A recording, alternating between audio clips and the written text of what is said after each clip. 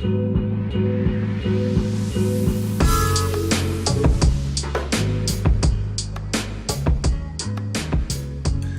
up, everybody? This is Darian from Live My Fearless. Welcome back to another episode of The Fearless Show. It has definitely been a minute since we did one of these, but with me, as always, is my co-host, Mr. Reese Walker. Say what up to everybody. What's good, everybody? Welcome back. It is The Fearless Show. I know it's been a minute, but we're glad to be back, chopping it up about some good topics and the latest news. Welcome. Yeah, so if you guys have been keeping up, we definitely have stuck a little bit more to our Music Files podcast and haven't hit the Fearless Show in a while, but like you said, we're back. We're talking about a lot of stuff, especially movie related today. So so stay tuned. I think we got some good ones coming up. But before we hit all of that, I just want to run through a couple of the news items that have happened over the past couple of weeks that we have not talked about. I don't know if I want to start with that one though. So let's start with. Yeah, let's start with that one. Okay. So have you been keeping up with this whole Roseanne mess? There's more Roseanne mess? I just know Roseanne's super messy and she's pretty much canceled, but I don't know. Is she doing more shit? She is canceled. But they did relaunch it as just the Connors. Oh. And they killed her off recently, or I think the last episode, and they killed her off and has a opioid overdose. Oh, what? Yeah. That's like an off-screen opioid overdose, yeah. Weird. And she just tweeted like a few days ago that I'm not dead. I'm not dead, bitch, basically is what she said. Okay, Roseanne. We're definitely not Roseanne on Roseanne show. That's crazy. So, I mean, did you used to watch Roseanne when it was on back in the day? Honestly, I watched at least like a season or two. It was on cable and like, what's his name? John Goodman? John Goodman. Mm-hmm. Yeah. Yeah, he's a good actor. I like him. He's cool. Yeah, he's a great actor. So, I kind of watched it because he was cool. But I didn't watch it religiously. I definitely didn't check into like all the seasons and stuff like that. So, but I know enough about it to like know like, you know, the whole family structure and like the aunt, like her sister and whatever, all that stuff. But. So, I mean, I wasn't the biggest fan, but I definitely watched my fair share of episodes. So I kind of got a feel of what the show was about way back when it came out, you know, in the early 90s. I thought it was generally pretty funny. Not like the funniest show, but it was pretty funny. But since its reboot, it's actually been really, really popular with people. Particularly the more conservative crowd. Yeah. And if y'all don't know, she got canceled because she tweeted something that was, I mean, you can say racist. I don't know if I would personally call it full-blown racist, but it was just something that was just, she just tweeted some dumb shit, and she had been tweeting dumb shit, but she had been tweeting dumb shit for years before this, so that's why I was a little confused why people were so, like, up in arms about it, considering, like, this is who she's always been. Yeah, I was like, oh, they actually gave her a show after the stuff she did? So I was like, okay, cool. And then something happened, and everybody was like, oh my god. And I was like, yeah. That's Roseanne. I thought that's what they wanted on television. Yeah, I was like, well, isn't this what she's been doing this entire time? So I wasn't entirely sure what the big like explosion was about this recent one. Like, I kind of get it, like why people be upset, but at the same time, it's like, well, she has been doing this. Like, and then, oh, y'all didn't know? Like, you know what I'm saying? Yeah, I'm like, how did that? I don't know if the fans are the ones that wanted it canceled. I think it was people that don't watch the show that were like, yeah, I think. Out of here. So I mean, how do you feel about that? Do you think like there's this new like kind of outrage thing where everything is like, well, let's just erase them out of existence for every little thing? Do you feel like this was warranted that she get her basically show snatched from her, or? I don't know. I feel like it's all about the cleanup, really. I think it's about because I feel like cancel them entirely until they like publicly address the questions that everyone has, or like make amends in some sort of like press cleanup. You got to clean it up. Well, clean up your image. her cleanup tour, her cleanup tour has been messy as fuck. Let's put it that way. I mean, so she doesn't care. So obviously she doesn't care. She went from remorseful to not remorseful to like, oh, I'm the victim now. Like, and I don't know if you watched the Joe Rogan podcast, but I do. And she was recently on there, and I couldn't even watch it. Oh, I didn't see that one. Couldn't even watch it. It was just like that one. I don't know if that's why I watched the Joe Rogan podcast. Well, he's been a pretty vocal supporter, not necessarily supporter, but like he's basically been making excuses for her, saying, "Oh, she's on Ambien and she has mental problems." Oh man. Okay, well, a lot of people do, and they don't just tweet that type of stuff. You know what I'm saying? Like, so the issue is clearly deeper than just blaming it on some fucking Ambien and having mental problems. Right. But it's just weird considering, especially who she was when she was first like blowing up. She was like this huge feminist leader, like forerunner, and like.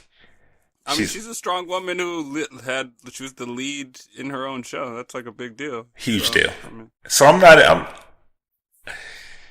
So I don't know how I feel. Like I'm not entirely like getting her all the way on this. Yeah, I'm not. I don't know. Like because at the same time, I don't think she did anything like damning. Like we're treating her like it's Me Too. Like she like physically did something to somebody. Right. Like we're treating her like a vicious person. Like she thinks probably some vicious things, but for sure. And has said some things that might, sound vicious, but she hasn't like actually. She said a lot. I mean, it's not gonna be a popular opinion, but this is just how I feel. Like she said a lot of dumb shit. Clearly, So she'd be held accountable for some of the dumb shit she said for sure. Should a whole show have been canceled and then kind of rebooted because of said shit? Considering the years and years of history of her saying dumb shit over and over and over again, and you still gave her the show. And it's like, okay, now we're gonna get mad and like take it away. Like, and then at the same time, it's like all these people are calling for her to have her shit taken away. It's like people who didn't even watch the show in the first place. So, if you're not even watching the show, how does that really, really affect you? They're just trying to block the bag, It's just like when politicians. It's like if a country does something crazy, we put sanctions on them. So like, oh, okay. I just don't believe that trying to shame somebody out of existence is ever gonna work in solving the bigger issues that people are trying to solve. Yeah, well, true. But at the same time, it just causes more pushback. I think eventually, which is I think what we're seeing right now. If that person like Roseanne would continue obviously doing and saying the dumb shit, this is a way to take it out of the spotlight or the platform, basically. Mm-hmm. So it's like it's become enough of a nuisance to need to be off a platform. So I kind of I could see the merits of removing her platform of reaching people. Mm-hmm. But at the same time, I don't think this is necessarily the best way of doing it. Because it's not like she doesn't exist in real life still. Like, it's not like she's still doesn't have all this following. And the way they did it so abruptly and without even having any sort of type of discussion about it is kind of like, where's the lesson in this, basically? It's just like, oh, you can't say what we find subjectively bad. Or you won't be. Really. Yeah, it was, but then that just causes way more backlash, I think, from the other side than it would like any type of growing from the situation. Do you understand what I'm trying to say? Yeah, definitely.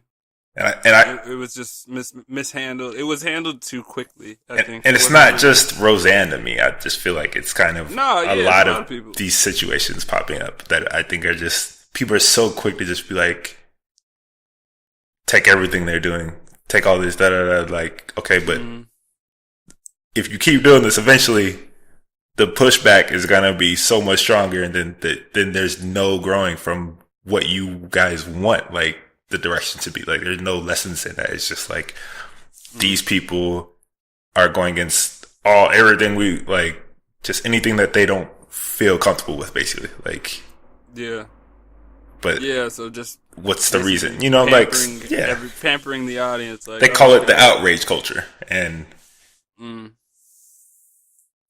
I can see where they are coming from, but at the same time, I think it's been getting a little overboard. Yeah, I can see that. It's definitely a lot of reactionary, super reactionary, stuff. Even with like the Kanye Across shit, which the I'm not board. going to even talk about, but just like the Kanye shit, I just feel like everything's just so reaction based. Is that it's like you losing the point of even the reaction. People are reacting to your reaction, not to like even what the point you're trying to say. Like, I don't know. That's how I feel. But you guys let us know what you feel about this whole Roseanne situation. If you think that she should have been completely just tried to be shunned out of existence, and if you think that this is the right way of handling situations like this. I think no, but that's me. Yeah, you guys weigh in the comments. So,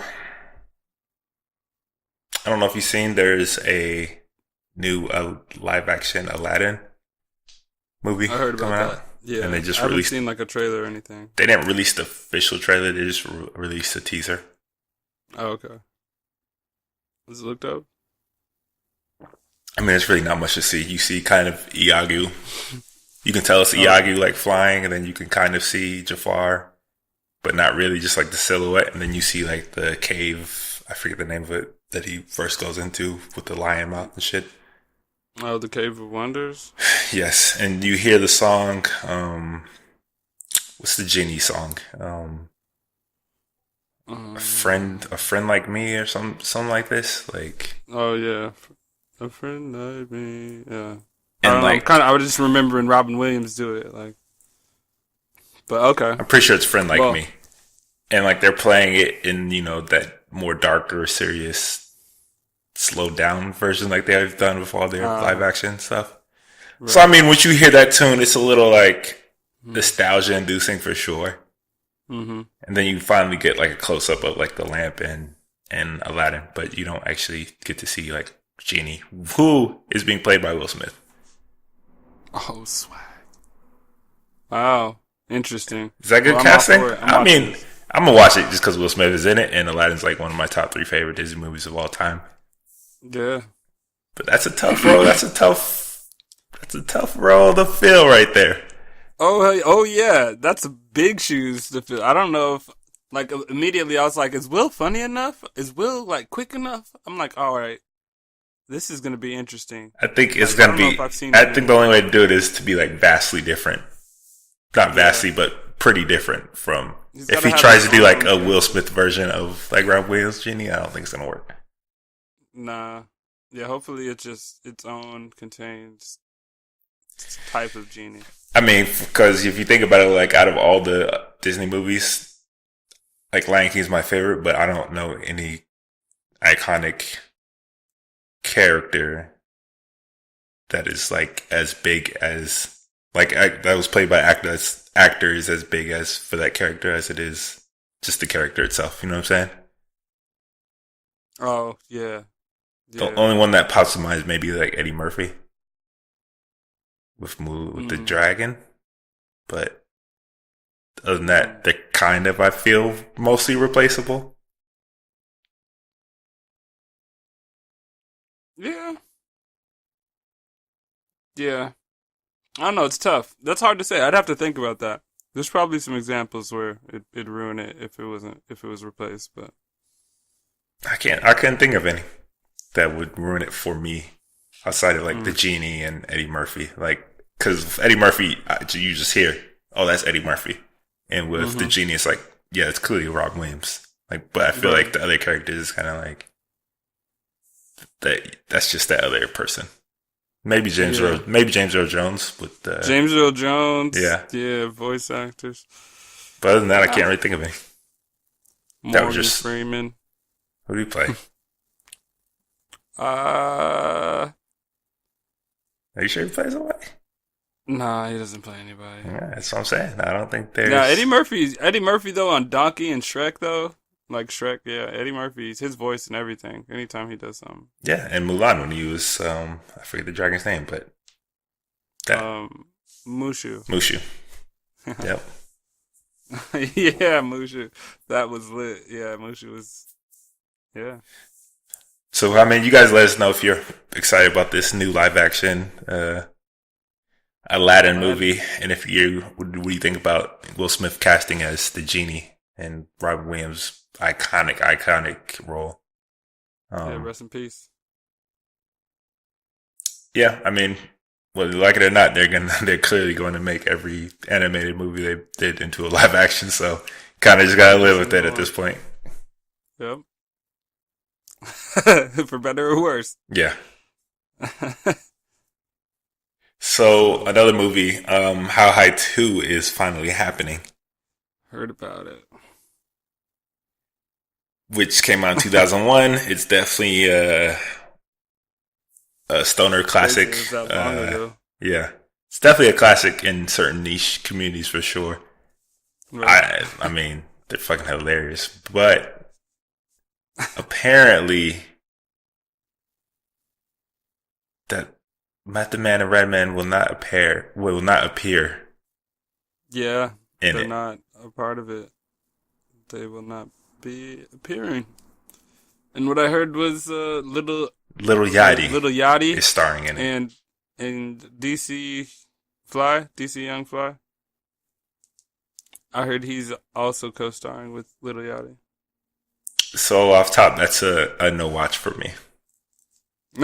It sounds like a straight to DVD kind of thing. Yes. No, Like it the said it's Wiz a made. Khalifa and Snoop Dogg movie that they did. It's a made Feels for. like- It's a made for TV movie. Oh, okay. Definitely gives me that Snoop Dogg and Wiz Khalifa movie vibe that I never saw, but I know that they made a movie. It was like high school or something like that. Mm-hmm. I don't know. I'm just. It's a for sure no watch if they're not in it. There's no point. And considering Yeah, they've been so what the hyped movie to is make so How High classic for. 2. Yeah, they were so hyped to make How High 2 for like the last 10 years too. Mm-hmm. Terrible Yeah, move. that's crazy. Terrible decision. Whoever made that. Yeah, that's like Hazed and Confused without David Chappelle or something. Stupid move. Um. Yeah, bad idea. So I know you keep up with art, so I'm sure you've seen this one. Banksy and What his. Banksy? Oh, We haven't talked about this. Banksy the and shredder. the shredder. That shit's lit. That's probably honestly the greatest art troll. That's some next level. That's some next level our time. trolling right there. That's the greatest art troll of our time. So, well, do you want to break it down for the people? So, describe what happened. So his world famous girl with the balloon artwork that everybody knows. They apparently got a hold of his original sketch of it, painting of it, or whatever, canvas of it, whatever. And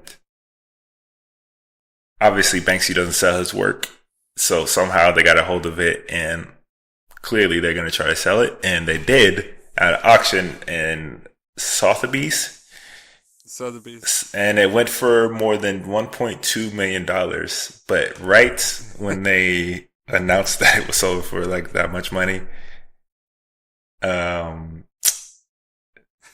it started self-shredding. I mean, there's no way. Yeah, there was a beeping noise or something. Yes. Like an alarm went off. And then as soon as they said sold. Apparently, and then apparently. Artwork started coming out of the bottom in shreds, like shredding. Yeah, and apparently, panicking. Everybody was like, "What's going on?" He built the shredder into his own case and was like, just in case anybody tries to sell this. And sure enough, right when it sold, it started shredding itself, and people were like freaking out. Yeah, the like art handlers ran up and took it off the wall, like while it was shredding still. Like they're like, oh, they tried to like take it away. They like ran it back out, like, oh shit. It was like less than 30 seconds. They got that shit quick. I mean, and the response was that apparently it appears that we just got Banksy'd. Yep. So Yeah, because Banksy released some footage of him working on the frame. yes, He made it himself. on Instagram, on his only social media account, which is Instagram. Yeah. So he was already like a mythological figure in art, basically, and now this shit just like puts him on a whole nother level.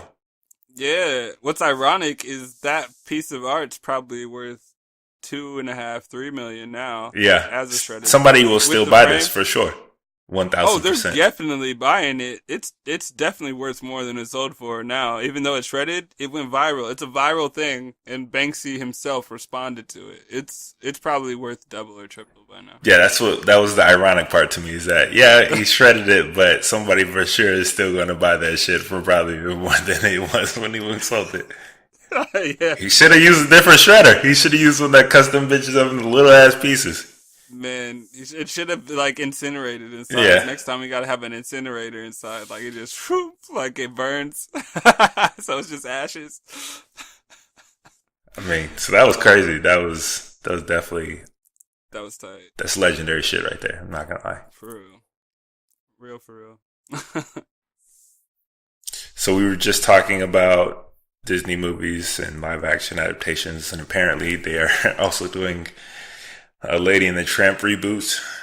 Well, not reboot, but live action adaptation. And Janelle Monáe is joining the cast of this. Oh well, it's probably gonna be good then. Janelle Monáe's picking her projects well. Janelle Monáe, I think Tessa Thompson and Justin Theroux are announced so far. How they're gonna do this one, I'm not entirely sure either. I'm slightly confused, but okay. It's one of those I need to see like how they do handle the Lion King. Like that's a big one for me. How that's gonna turn out. I'm not entirely excited about that one either. But yeah, I can't be excited about stuff that I'm not sure if it'll turn out. But. Do I really want to see all CGI animals talking? No. Right. No. Do I want to see them as people instead? No. Don't. So like a bunch of Aslans. We'll see. I don't know. I'm not real excited for that one, bro. Yeah. Last bit of news for myself that I thought was great news. Cassie is now single. Great news for yourself. Well, you are single too, so she is finally single after so many years with Diddy. Well, if anybody knows Cassie, go ahead and link him up with Dario over here. Get at me. Yeah. Fly out to Europe and visit my man's. Get at me, son. But a more serious note, back to our main topics. So, have you seen Venom? No. So, I haven't seen Venom either. It's been on my list of things to see. What was your expectation? I won't say expectations. Are you expecting it to be a good? I mean, you've kind of already seen people's reactions and the reviews. But personally, before you even saw any of that, what were your expectations for it? Well, personally, my expectations were they're like semi high. Like I feel like it should be. It doesn't have to be like an amazing movie, but it needs to be better than what's his face? Like Tobey Maguire's Spider-Man's. Those are considered OG. Like obviously. Stuff. Yeah, but not the third one. The third one where Venom's in it is the worst Marvel movie ever made. For sure, Venom is. Well, I want to say worst Marvel movie. There's a lot of terrible Marvel movies, but it's definitely one of their worst mistakes. Venom was horrible in that movie. I went to the theaters. I was so mad at that movie. They definitely fucked up Venom in that one. But based on the actor that they have for Venom in this one, I don't expect to be as disappointed just purely based on who's actually Venom. So yeah, I mean, I'm like you. I'm not expecting it to be like Marvel Studios level good since it is still done by Sony. But I am expecting them to be way more accurate to the true Venom character than what we've gotten before. And I think it'll be kind of one of those guilty pleasure movies. Right. Where it's, like I have to see it. Where conceptually wise, it's probably not very strong, but just actually seeing him in action is probably worth just the watch. Writing doesn't have to be good. Just execute it well and follow the comic book. Like that's just follow the comics and execute. Well, he didn't necessarily follow the comics because in the comics he's born of Spider-Man. So, and obviously they can't use Spider-Man at this moment because he's in all of the Avengers and Marvel Studios stuff. Yeah. So he's kind of separate. You can still write it. You can avoid that part by just adapting the like symbiote from space theory and then just go from there. Yeah. I mean, I'm going to have to see it. So, I mean, from the trailers, initial trailers, I was definitely like, not too excited or not. My expectations are real of this. The last trailers got me a little more excited to actually see him in action. But then we get the reviews, which have been scathing to say the least. Yeah, I know. Yeah, I've seen some critics going in. Critics have gone in on this movie. I've seen mixed pretty reviews hard. From friends though.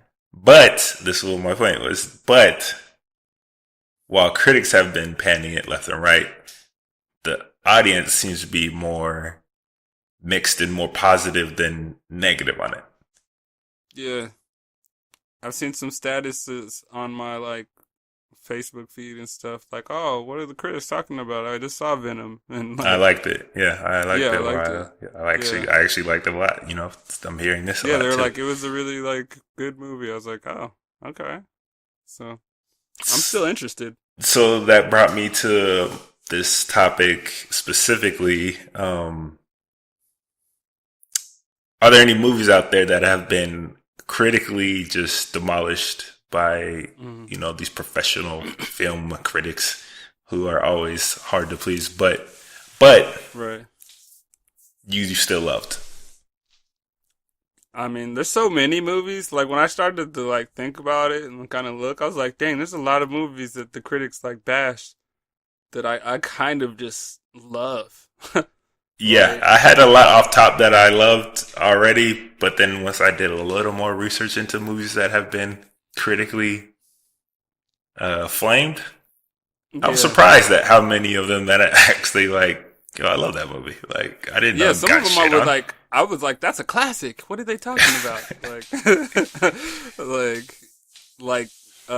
We were talking about Robin Williams earlier. Hook. Remember Hook? Okay, yep. You definitely took that off my list.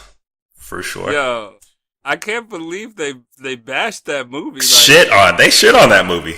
They like Robin Williams thought it was a mistake after it came Even out. Robin shit on his. Even Robin and Steven Spielberg both shit on this movie, and I'm looking around Spielberg like shits on it now. He still doesn't give a fuck. Well, that's legit one of my favorite Robin Williams movies ever. For real though, for real. It's on all of my hard drives, and I watched it probably less than a month ago. Right. No, whenever that's on, I'm watching. It's a watch. 1,000%. I don't care, bro. Like, that shit's fucking amazing. Like, I don't understand. Maybe I'm missing something, but I don't think I am. For real. That is one of the most fun movies to watch. Shit was amazing. So Hook was definitely, Hook was definitely on there. Rufio was a big part of that one. Rufio. It was so raw. Like, fuck the critics, man. So Hook was definitely on my list as well. So for me, off top, number one that popped into my head was The Mist. Oh my god. You put The Mist on there, fam? Classic. Like, I knew you were gonna do that. That's all right. It's I got one top. on It's my top list. 10 Stephen King movie, bro. It is. It is. We already talked about it. It's the top We 10, did. and that ending, and the ending for Yeah. all its problems of like kind of It's weak That's a CGI. genius ending, though. Yes, for all the problems with the weak CGI and like some bad acting here and there, and the ending made it all worth it. I'm sorry, like it did. They took a risk and it paid off for me. So The Mist is one. I'm not mad at that. I'm not mad at that. Yeah. No, The Mist is definitely a great like tension building, like psychological kind of thriller. It is. I think that they did pretty well for the budget of this movie. Yeah. And it also happens to star like 5 people that ended up on The Walking Dead together. So there's that. Yeah. That's hilarious.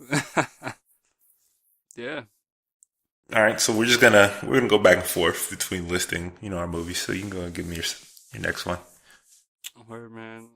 I was actually surprised when I came across the Bad Boys 2. That was on my list as well. Like I was like, what the fuck are we talking about? That's like one of my all-time favorite movies.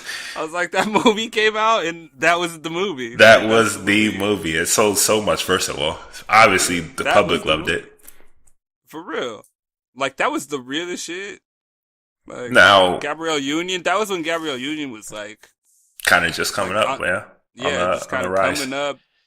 She wasn't like the Gabrielle Union. And this was kind of like when, what's his name? Michael Bay was like really starting to become like the meme of Michael Bay with like all the crazy explosions and crazy car chases and like over the top action scenes. Mm-hmm. Which, granted, it is way more over the top than the first one. Like, not even close. Yeah. No, for real. But you can't tell me that shit was not enjoyable, because this shit was lit. Good. And like the chemistry between the best. That shit, the best. Yeah, it was crazy. Funny as fuck. Like, period. Funny as fuck. The devil is not welcome here.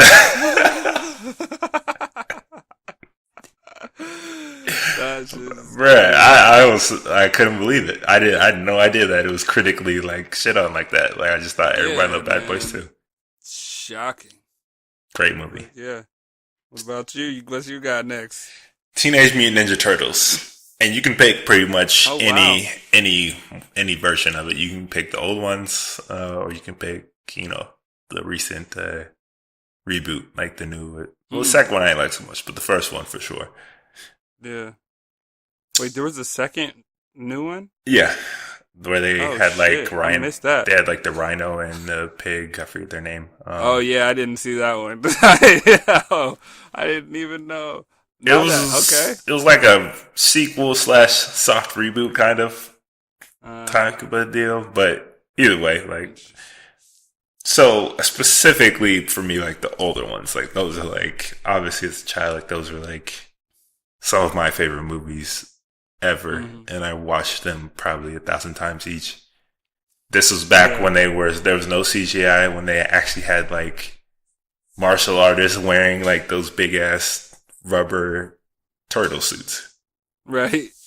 Yeah. And it was just super campy, and it was just in the 90s. Like, it was just like the Batman era when Batman had like nipples and shit like this. So it was like that whole era. Yeah, why does the suit have to have like, why? Because it should. Like, it's just because it should, and you don't even question it. And it was just like super. The fights were terrible. Like, it wasn't a real like martial arts because you can't even really move in there, but it was still really funny, and it still really captured like that whole. Yeah, the landscape didn't even make sense, like the city. Like, the people that make sense. Like, it was just the shredder. The shredder was almost like laughable, and like, and like it was just amazing. They really captured like maybe not the comic book anime of it, not the anime, but the comic book manga of it. But it definitely captured like the 90s Teenage Mutant Ninja Turtles cartoon, how crazy and like wacky it was, for sure. And like, yeah, objectively, it's not a great movie, but subjectively, it is like still one of my favorite movies to go back and watch. Okay. I like that choice. That's a cool choice.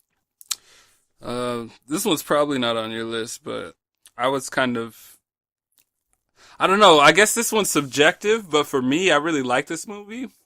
Super with Rainn Wilson Mm-hmm. and Juno. Yeah, I thought about it. You're talking about Ellie, the chick from Juno, right? Is that what you're Yeah, talking about? yeah. Ellie, What I forget her name. Ellen or Paige? Something Page? Maybe Allie Page? Ellen Page. Ellen Page? Ellen Page? I think it's Ellen Page. Tell us if we're wrong, but I'm pretty sure it's Ellen Page. Yeah, but yeah, Rainn Wilson, Ellen Page, and that shit because it's like if real people decided to And it's be Dwight from The crime Office. fighters. For you guys who don't know who Rainn Wilson is. Yeah, he's Dwight Schrute. Mr. Schrute. So imagine Dwight Schrute decides to become a night vigilante, A and real his life weapon of superhero. choice is a monkey wrench. I mean, the fact that they had Dwight as the lead role was enough to get me to watch the movie.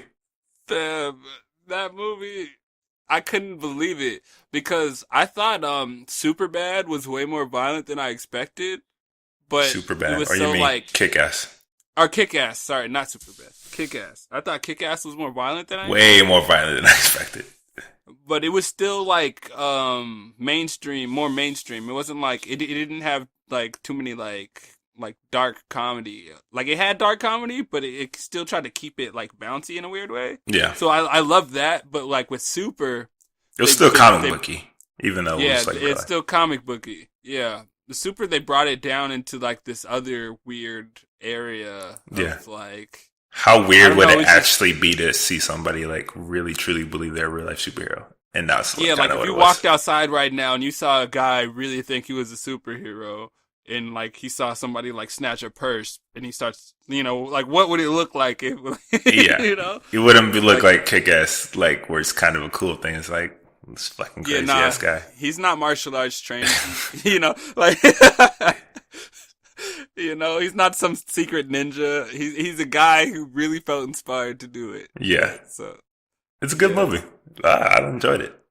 yeah, I was just and I think it did better than I expected too. So It did. I mean, I think generally consensus of like the public is that it was people actually liked it. Next one for me is another throwback to my childhood. Mortal Kombat. Mortal Kombat. Hands down the greatest video game movie ever made. Like Damn. classic, bro. That's Like crazy. I'm just kind of upset that anyone would talk ill about Mortal Kombat. Facts. Like that. like that movie wasn't the shit. Don't ever fix your mouth to say nothing bad about Mortal Kombat. Like Side note, that this Liu Kang, this was Johnny a movie. Cage. This was a movie Like, that scared one of our friends from his childhood. That made him leave a movie theater. Back in the day. I remember that. Oh my god. But yeah, I mean the casting. Was that the like, Scorpion part? Was it Scorpion? I don't know which. Maybe it might have been the Scorpion part. I forget which part he told me. It might have Oh, been with the shit that came out of his head. Yeah, bro. And he was like a skull. I think he was like he's like, Did he have a skull? like, Did he show a skull? I don't know if he showed the skull. Oh, I don't remember okay. that part. But he But I was know out. for He sure they was at showed the least hand. out. Yeah.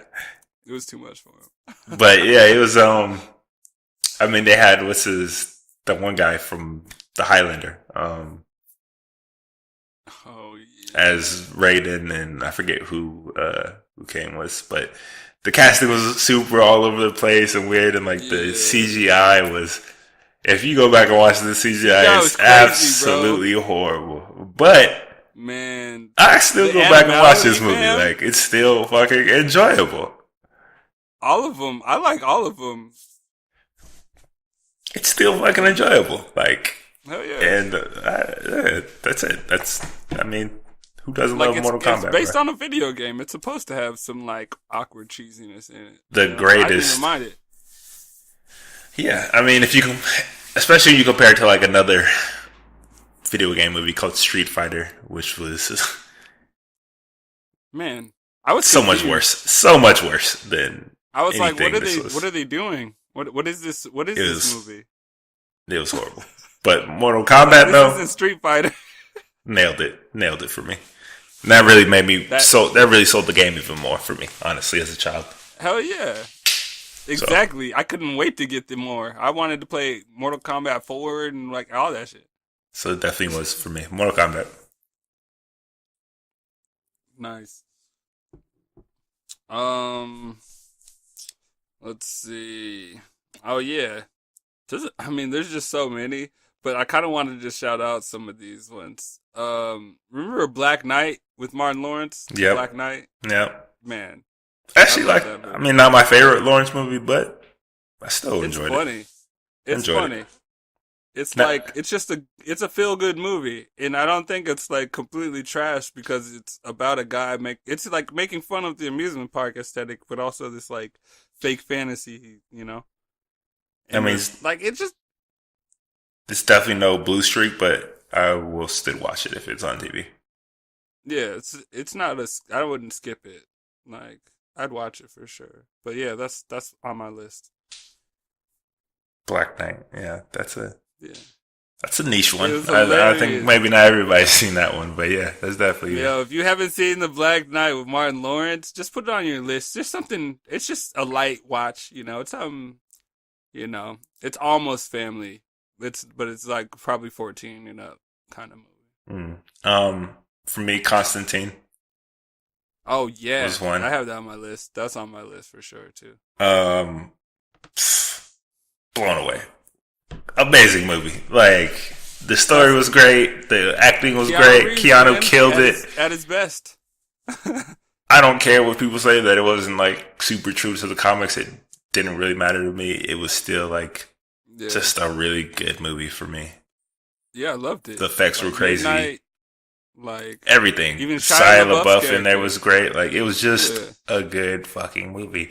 And people really, and I was kind of sad that I didn't get a sequel because I felt like this was a great movie. Even though, and I think people who saw it probably didn't even know it was a comic book movie. Like that's some people had no idea where it came from. They're just like, oh, Constantine is this cool movie. Yes, and that's it. I just thought it was this really cool, like noir type, and I love this aesthetics, and I love the setting, and I love the villains in there. Like I liked it a lot. Like it was just a good ass movie. Definitely. Yeah, and like the CGI wasn't even like. No, it was good. It still holds up to this day. Yeah, I like it. So there might have been one or two parts. And I was like, now that I think about it. There's that one part with the devil's son, but whatever. I still enjoyed it quite thoroughly. I thought the casting was great. So the casting was immaculate. I thought everybody fit together well. Perfectly. Yeah. It's a shame. Shame it didn't get the sequel, but yeah, I feel you. Another one I was really surprised about: Man on Fire. Definitely on my list. Denzel. These are more of the definite, like, what the fuck are they talking about movies? Like how Sway? I literally have not met a single person who's seen that movie and was like, I didn't like Man on Fire. Like, what? It's one of his best roles ever. How can you not like Man on Fire? Like, the critics were trying to say the ending, they've tried to say it got too violent, first of all, and that, like, it dragged. It's a violent movie. From like, the jump. It's called Man on Fire. Right, and it was just there's like, just so many iconic scenes. There's so many iconic scenes and lines and moments in there. Creasy. Oh, Creasy. I haven't seen that movie in a while, but yeah, this is definitely it was definitely made my list. Having watched it so many times that the only thing I hated was Dakota Fanning screaming the whole movie. But just like for a child though, she did a really good job. I know, but that was her thing back then. Like in War of the Worlds and shit. Remember how she just screamed the whole time? Like she started to ruin movies for me at that point. Nah. But other than that, it was amazing. Man on Fire was a great movie. Classic for me. Shooter. Oh yeah, Mark. That might be my favorite Mark Wahlberg movie. That's a great Mark Wahlberg movie. I think Four Brothers is Oh, my. yeah, Four Brothers is up there, but Shooter is damn. That movie was good, bro. I was not It expecting it is. to be good. Like I was like, I don't know how good this is gonna be. It looks a little It generic. looks like it'd be super corny, but Yeah, it like looks it was super smart. generic. Like it might be a super, but like you said, it was like way smarter than I expected it to be. And he Yeah. acted really fucking well in that movie. And the And end was so lit.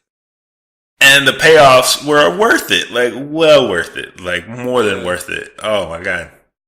I mean, Yeah. it was so good that it got its own TV spinoff. So I don't understand how Right. critics shit on it so much. But that's easily Yeah, one of that's my favorite Mark Wahlberg crazy. movies.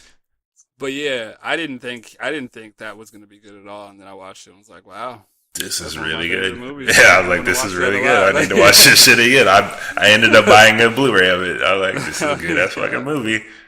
Oh man, So that one, that's yeah, crazy. that one. Yeah, shoot. How many more movies are we gonna hit up? I got two more. All right. Well, it's so funny. Another Denzel movie. Book of Eli. Oh, yeah, I knew you were gonna say it. Yep. I mean, when I watched it, I could see if somebody was confused after a first watch, maybe, but to say it's bad movie, I don't Yeah, know you about can't that. really say it's a bad movie. Like, I was a little confused by it, and my first viewing, I wasn't like blown away by it, but I would never say like, oh, this is a bad movie. Mm-hmm. Like, it was an Yeah. interesting movie for sure. It took some choices in the story wise that you know. Well, the problem is, I don't think they played up certain aspects, and I'm pretty sure, like some fans won't know, like watching it, like Denzel's blind The entire in the movie. movie. He's not a vision. He's not a person with sight. I mean, And this the was last one of my Bible that he biggest has, nobody biggest can read. gripes with it was that, Major but yeah, spoiler alert. Major spoiler alert.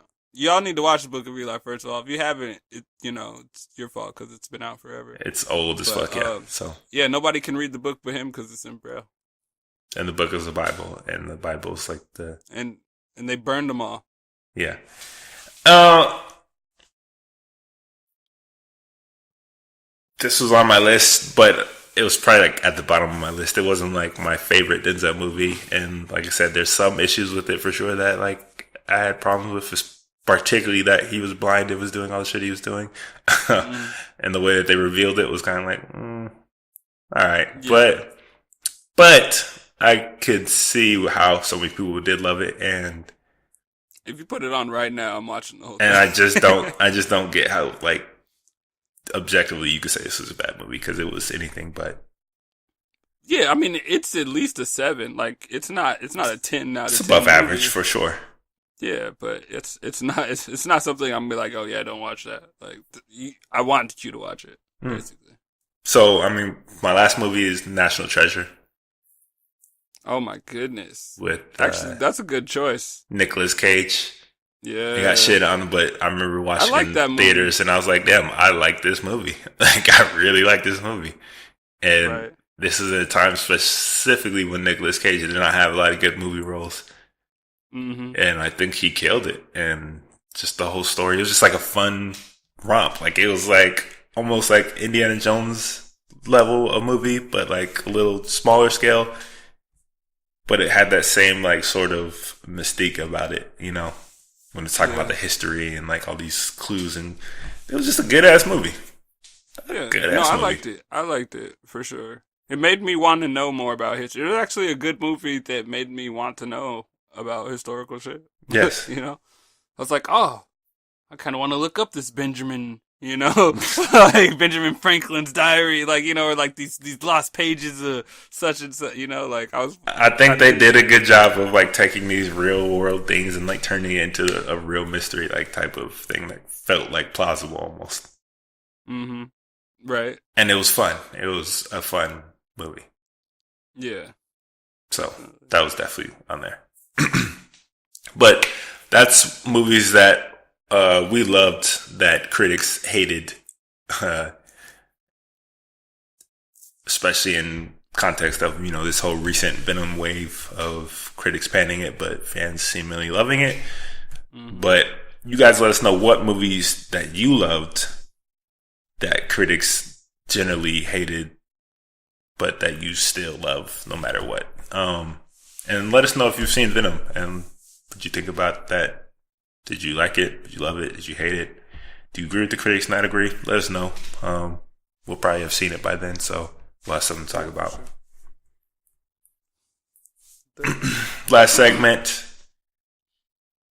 So, I don't know if you've seen, but we had a recent post on our website. And there's a lot of engagement. We had a lot of engagement, to say the least. So one of our writers, Cynthia Vinny, I hope I'm saying that right. She wrote an article, opinion piece, posing the question, is on-screen diversity in danger of becoming a gimmick? And we promoted it all over Facebook, and as you might expect, it was heavily engaged with and opinionated on, to say the least. And people had some really strong feelings about it. And I kind of just want to go into that a little bit more and, see what your thoughts are on it. Yeah. I mean, that's such an interesting question to pose, It is. Just thinking about it. And especially in our time now where there's more platforms than ever and, there's more, remakes happening and all these things. It's I don't know. I feel like diversity has always been used sometimes in a gimmicky way. Mm-hmm. But it's not to reach a different crowd. Yeah, it's just strategic marketing, target marketing. We want to drive this type of consumer. Hey, there's that black guy. There's that black guy you guys know and love in this movie too as well. Be sure to check it out. Exactly. The token is what they called it. So now what they're doing is instead of having a token, they're adding 3 or 4. And or they're just they're still doing the token, but with storylines that would already exist, where they just swap the characters. Yes. Yeah. For example, what did you think about? There was a lot of backlash in the Black Stormtrooper with the Star Wars. That's kind of a weird, because Stormtroopers took their hat off. And that with the Star Wars one, that's just I felt like this is just fucking idiotic that because there was people are upset people calling that a gimmick. Because I honestly don't think that was a gimmick. I think they just picked a person that they liked as a role that they wanted, and at the same time, Star Wars is a movie about aliens of all different races. I wouldn't even call them races, just fucking aliens. All shapes, sizes, and colors, and all types of weird shit. And the fact that a black guy pops up, and out of all the weird shit that's in Star Wars, and that's what you fucking pick out to be upset about. I just think you're a fucking idiot at that point. So I don't agree with the Star Wars one at all. And the fact that even the points they try to bring up about the Stormtroopers have not been cloned for decades at this point. So to think that an entire galaxy of Star Wars, where, like I said, it's full of fucking aliens, blue people and orange people, all this other shit, that there's no people of color of some different pigmentation in the entire universe is your biggest surprise. I think you have a little deeper issues there, my guy. Yeah. So I don't agree with people on this one. Yeah. Yeah, for sure. So, that's just me using it as an example of people looking too hard. But then there's other examples where it does seem a little heavy-handed, Right. So I think, if we're going to stick to that, for the most part, diversity doesn't become such a big issue until it's about particularly, I would say, the comic booky, nerdy demographic of films. Because these people feel very strongly about their characters and comics and whatnot that they grew up on for whatever reason, this and that. And one particular case comes to mind with Michael B. Jordan as the Human Torch in the terrible Fantastic Four reboot. Yeah, what the fuck? The first there, one was yes. Better. I can see a point there where I won't just say that race is like essential to their character, but they have been a certain makeup for the longest of times. You know what I'm saying? Yeah, they've always been rendered, drawn, or acted as, and also that's a brother of the Invisible Woman. So we always assumed they would be the same. There's certain assumptions that also make you think like, well, wait, what? So I can see why people be upset about that, and I don't feel that strongly about Fantastic Four one way or another, so I wouldn't really give a fuck. But I can see where somebody who was like a huge Fantastic Four fan or whatever might be upset that they're changing things so much. Yeah. But what was I going to say? I mean, this is like a social politics topic, kind of. Yeah, it's a little deeper. So I mean, personally, from my end, I wouldn't have like a strong reaction to. I didn't have a strong reaction to him being. I was like, oh, well, it's a little weird, but okay, whatever. Like, I don't really, not like a huge Fantastic Four fan. Right. And as two black men, it is cool to see us finally be represented in these giant films. You know what I'm saying? Like, it is absolutely undeniably cool. Yeah, and it be normal. Like, no one's gonna look at me weird for wearing a Superman or like like wearing a costume because I mean, you gotta think like. Here's why people don't get yes, we are black, but we grew up still loving these characters and still dressing up as these characters ourselves as children. Yeah. So we still look at that. So like, I can get it from both sides, but at the same time, like, they're like, oh, you have your own characters, but do we really? Which characters are we talking about? Sure, we had Black Panther, and that was a super obscure one to begin with. Other than that, you can probably count on one hand significant black superhero characters in any Marvel or DC or otherwise. What's crazy was I always thought the Green Lantern was black until Ryan Reynolds came out with the movie, and I was like, oh well, there goes the Green Lantern costume. Like, well, the Green Lantern's a little more complicated because I know there's like many Green Lanterns. Yeah. There's many Green Lanterns, but at the same time, I just remembered the black one. So, I mean, my biggest point is that, yes, I believe that pandering to a certain demographic just for the sake of trying to reach a broader audience or trying to get more of their eyes on what you're doing is the wrong way of going about trying to make inclusion. Inclusion just for inclusion's sake isn't necessarily the best way to go about things, but diversity in films is the right way to go because I mean, to tell there's something about story or something compelling that relates to what you see when you go outside in the world. If you travel in the world, you see more than one type of person. There's always different types of people. So it's right. Representation is very, very important, and I know a lot of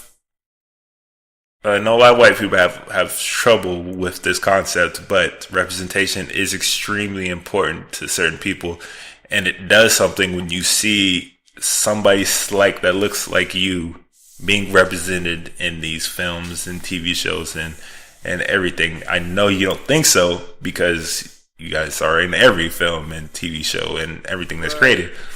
But trust me, it's not considered a gimmick when the diversity is completely flapped. Right. Like if so the it Brady goes Bunch both came ways. out and it was a black family rebooted the Brady Bunch and it was just called the Brady Bunch and they did the same stuff, but it was just all black. Right. That's what happens in movies often. But so I think it goes both ways because there's countless films that have been completely whitewashed, and you don't really feel an uproar or backlash from this. And yeah, like what was it, Gods of Egypt? Yeah, Jesus, don't give me something. Gods of Egypt. I was like, okay. Ancient Egypt, and they're all like North English, England, like European. Prince of Persia was Jake Gyllenhaal. Right, Persia, Gyllenhaal. Persia, So my own thing is that, okay, well, you have to look at it from both ways. You can't just be like, oh, you can't take our characters and change them just for the sake of changing them. Okay, well, you can't take our region or our history or our whatever and whitewash them just for the sake of whitewashing them either. Like you belong in this place that you'll never ever visit in your life. Yes. Like, you know? So right. Yeah. So that's one of the things. Like certain people, what people consider a gimmick is often not a gimmick, but just a specifically, targeted. It's like a niche, Like there's certain movies that are made for specific people sometimes too. Like it's not trying to reach a wide audience; it's trying to reach its audience, So, yeah. I mean, the line, but is it in danger of becoming a gimmick? No. There's certainly moments where it's like, I might not understand the choice of changing a certain character when I feel like we can just create our own. What I would love for us to do is to create our own character and create our own, but obviously that's not the movies that are being made. So live action Static Shock. Facts. Big facts. I want to see that. They need to do that one day. So yeah, like I don't think it's in danger of becoming a gimmick, especially when you look at the majority of movies that are being made and look at the makeup of those movies. Can you really tell me that things are becoming that much more diverse? Like really? Yeah. Really? Changing a character here and there is not in danger of becoming a gimmick. But there is a fine line between creating more diversity and representation in films and pandering to certain demographics. When it becomes pandering to a demographic and there's no real story reason or reason behind it, then I'm against that. But when it's about representation in movies, like in Star Wars, like who cares? Like that was a genuinely regular plot line that didn't confuse any part of the story at all. Like people were just like, oh, there's too many women in there. Oh, there's too many minorities in there. Like, well, this is fucking Star Wars. And it's a movie about a different fucking galaxy. So it's just the dumbest fucking argument I've ever heard about that one. Mm-hmm. But again, it goes both ways. So when you guys big up these TV shows like Friends, which I believe is set in Manhattan. Yeah. And over an entire, I don't know how many seasons it did. There's like maybe one or two black people in the entirety of the show, and you're in fucking New York. Yeah, I'm like, she works at a coffee shop. That is clearly a fucking bullshit gimmick. So it goes both ways. New York, it definitely goes both ways. You only see two black people. I'd love to know where that street is. Like facts. You can't even trust me. I live in New York. I've lived in New York for 5 years. There's not a block where you're not going to see a black person at least once during the day. It don't even got to be a black person. It can be any other race. And the fact that it's so whitewashed in New York. How many different people live here? You're going to see a Sikh walking down the street. You're probably, you're going to see... So again, it clearly goes both ways. You're going to see a Haitian. Goes both ways. a Korean. You can see everybody. Like how Sway? I don't get it. Friends was confusing, but whatever. So, I mean, that's how I feel about it. I want to read some of the comments that we got on the post. Yeah, go just ahead. a handful. I'm not going to say any names, but you can go see them for yourself. One of them is LOL. DC tried it with Wally West, and in one move pissed off an entire generation of Flash fans.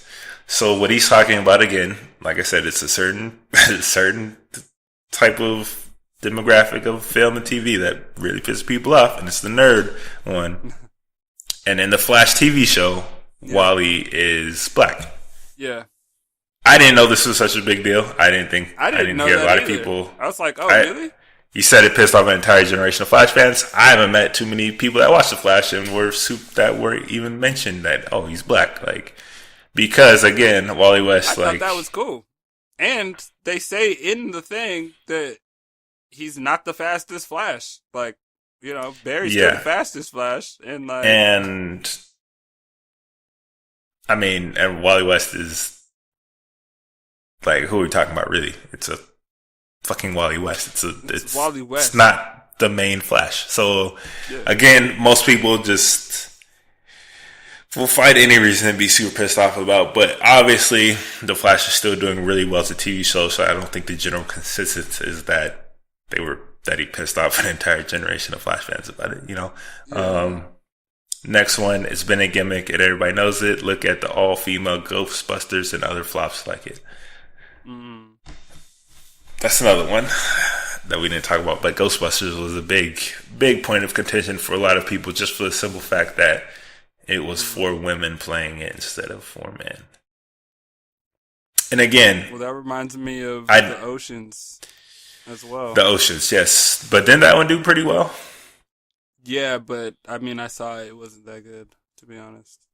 Okay, so I mean, outside of Ocean's 11, I don't think the other ones were that great either. But I mean, they were all seemingly a little bit like more clever, like trickier, you know, than that one seemed. Seemed like the tricks weren't as tricky. Okay, so I don't get how this one's really a gimmick, considering it's just fucking Ghostbusters and it's not like, it doesn't have like 60 years of history behind it of these certain characters. Like, it was 2 movies of 4 comedians that came together to make a movie. And I think more so that it just wasn't a good movie, but to say that because it was 4 women that it automatically counts as a gimmick, I don't necessarily see it that way. But yeah. I think for people who feel alienated because they're not the target audience, but they liked the originals that these are coming from, they like feel alienated. Like they feel like it's a gimmick because the original was for them, but this new one's not. But why is it not for you? Just because it's women leads? Because it's presented differently. This is what I don't understand. Like, that's what I'm saying. Are you not surrounded by women in your life? Like, do you not have any women in your life? Championing it. They should be celebrating that there's another, version of something that you love. But instead, they just want to see the same thing. If that's what they want, they should just go watch the old shit most of the time. True. Okay. Well, I don't get it, but I didn't get that upset about it. I love Ghostbusters. Absolutely love it. But I didn't give a fuck that it was 4 women. F off. Oh, fuck off for, whatever. Does there need to be a story reason to represent actual demographics that exist in real life? No, these are not people, not plot devices. Fuck that white noise. No, these are people, not plot devices. Fuck that white noise. I agree. There doesn't need to be a story reason, particularly to represent actual demographics that exist in real life. But, as we said, in certain characters, in certain instances, there is so much history behind them that it doesn't make sense to switch who they are completely just for the sake of doing it. Right. But in terms of making an actual movie or film or movie or TV show that is about like just regular shit, Mm-hmm. then for sure there doesn't need to be a story reason to actually represent what the world looks like. Yeah, for real. That that kind of seems like obvious. Like I don't know. Yeah. There's a story reason for why you know diversity exists at the supermarket. Like, yeah. like it. Um, That's the way it is. Representation matters. A good story can be written whether it is a white straight man or a black transgender woman. The trans part or whatever of that character does not need to be the defining story. So, if the storyline is about a straight white couple rather than a black woman falling in love with another woman, then the story would automatically be better. Question mark. We have amazing stories about fantasy characters that do not exist. If a storyline is shit, it is because of bad writing, not because of an Asian LGBTQ plus character is involved. I I agree. with I agree. It's like well put. Yeah, I agree. A good Blame it on the story writing. can be written, it doesn't matter. The writing Most is, everything that I hate, cinema wise, TV wise, is because of bad writing. yeah. Good writing solves a lot of issues. Well, all issues, basically. Basically, if Well, I it's won't say all because you still have some bad directing and CGI, but it solves most issues most issues. in movies and TV. So if there's good writing around any reason of including, then yeah, for sure. Yeah.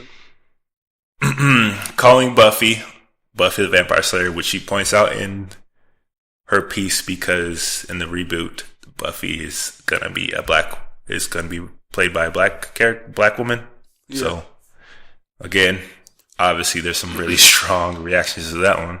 So calling Buffy less than diverse means that the author of this story didn't watch the show. There's not one, not two, but three kick-ass women of color who were slayers. Kendra appeared as the second slayer after Buffy died and came back to life. Then there was Nikki, who was the only other slayer who almost managed to kill Spike. I mean, I'm not big on the lore of Buffy, but if you guys are.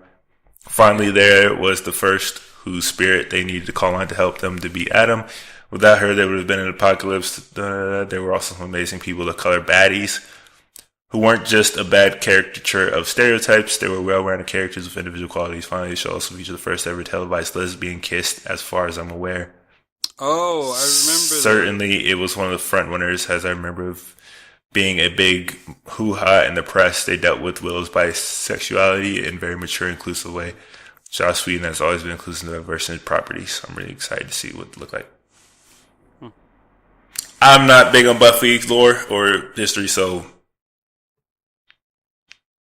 I mean, Well, I definitely watched all the Buffys back in the day. Sound like she gave great examples and corrections to some of her points on this one about Buffy. So yeah, I mean, some of the examples are conditional. I mean, you can't necessarily use examples where certain characters exist in like 4 episodes out of like 50 episodes, kind of thing.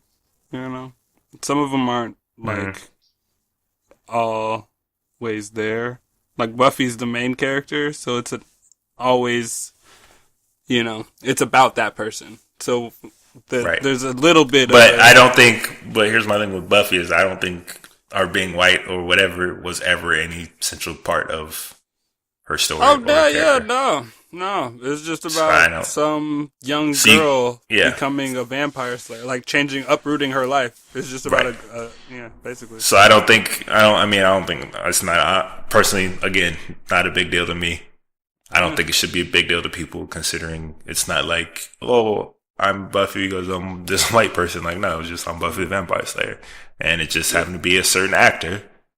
Right. And I don't think, and obviously the actor is not going to reprise that role again. So I just think they just found whoever they felt was the best actor. Yeah. But yeah, last comment.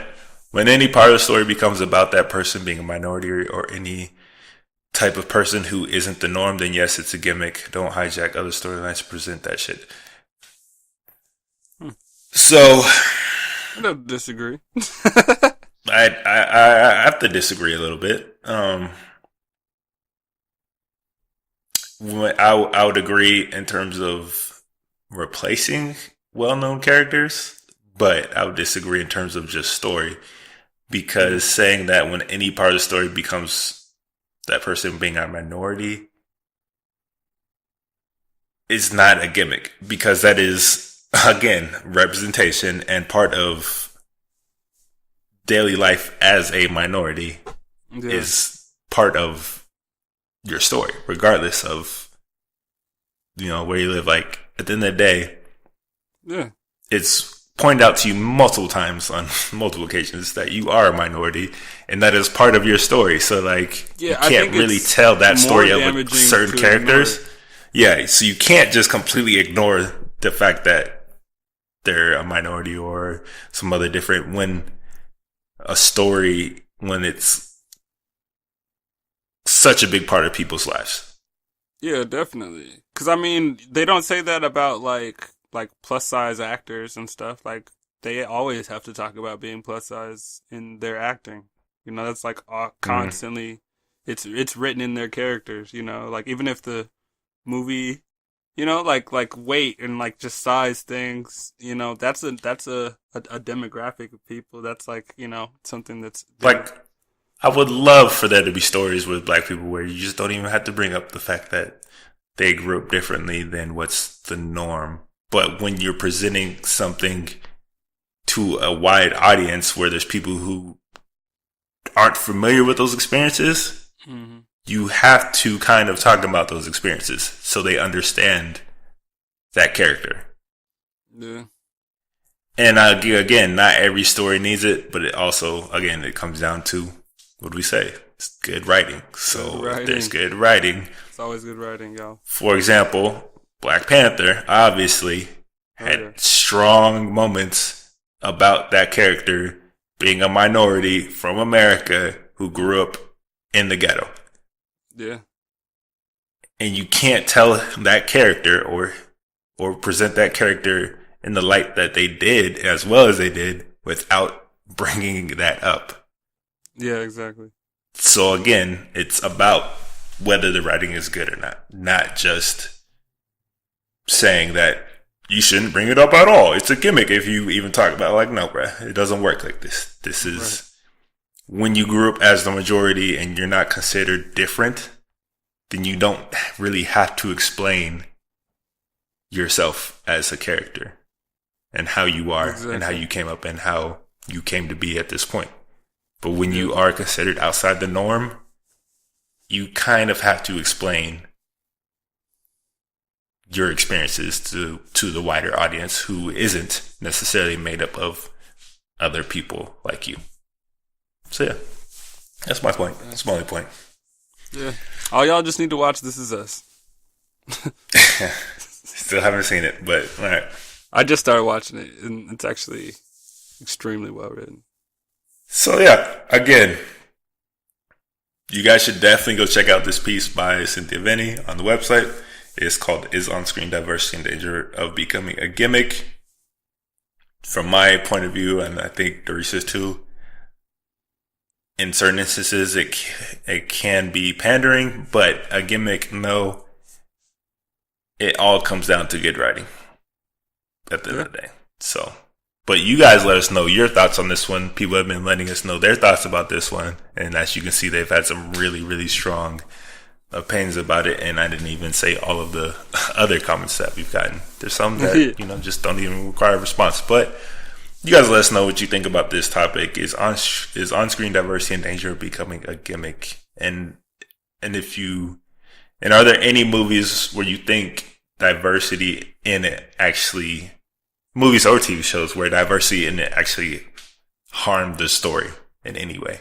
Because I can't think of any. So. Yeah, I was trying to think. I couldn't. So yeah, y'all let us know. But yeah, I mean, covered a lot this show. That's it for this show. If there's anything Any comments, questions, topic suggestions about this show, past shows, or any future shows, let us know in the comments below where anywhere this gets posted, or email us directly at podcast@livinglifefearless.co, or go to our website, livinglifefearless.co/podcast, and fill out the form there, and we will try to get back to you, or include what your question or comment was in our next show. Yeah. I think we went pretty deep on a lot of things here, and we would love to hear, some of your opinions. So please let us know. Yeah, feedback, y'all. Get in the comments. Like we said, we just read some of y'all's comments. We actually really enjoy that part. So, keep engaging with articles, and make sure you go back and, tell us about the movies that you loved, that critics hated, and all that. Mm-hmm. And we will be back again shortly with more Fearless Show and more Music Files next week. So be sure to check back. And if you liked anything you heard on this podcast, please subscribe to us wherever this is on YouTube, SoundCloud, or iTunes, or Google Play Music, wherever this goes up. Leave us a like, share this with your friends. It helps us out immensely. And again, thank you for listening. Thank you for joining us. And do what, Doris? As always, keep living life fearless, y'all. Yeah. Holler at you guys later. Yep. Holler at you guys later. See you in a minute. Peace.